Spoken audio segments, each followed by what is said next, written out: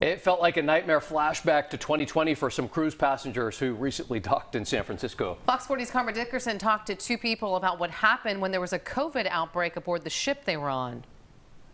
March 2020, as the Grand Princess cruise ship docked off the coast of Northern California with an outbreak of COVID-19. Veteran cruisers Ted and Ann Bowman watched the plight of passengers and crew members with a mix of horror and relief. The Amador County couple themselves had been on the same boat just weeks before the outbreak. We thanked our lucky stars that we were able to get off the ship unscathed. 2 years later, masked, vaxxed, and boosted, they decided it was safe to cruise again and took off on their 40th trip with Princess Cruises. March 27th, they boarded the Ruby Princess in San Francisco. 4 days later, the cruise had made it to Hawaii, but Ted had made his way to the medical office. And he said, "You've tested positive for COVID. We need you to pack up your things. We're moving you to an isolated room." He was moved to a different deck of the ship, joined there by Anne when she eventually tested positive. Their time in isolation, they say, was miserable.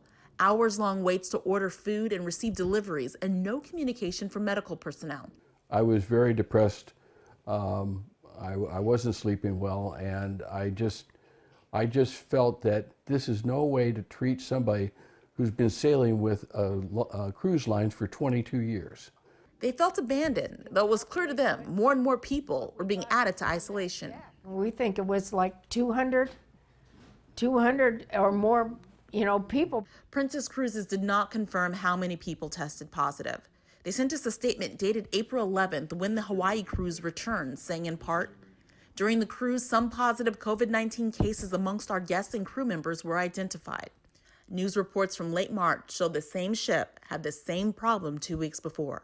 Crew members and passengers tested positive on the Ruby Princess trip from San Francisco to the Panama Canal.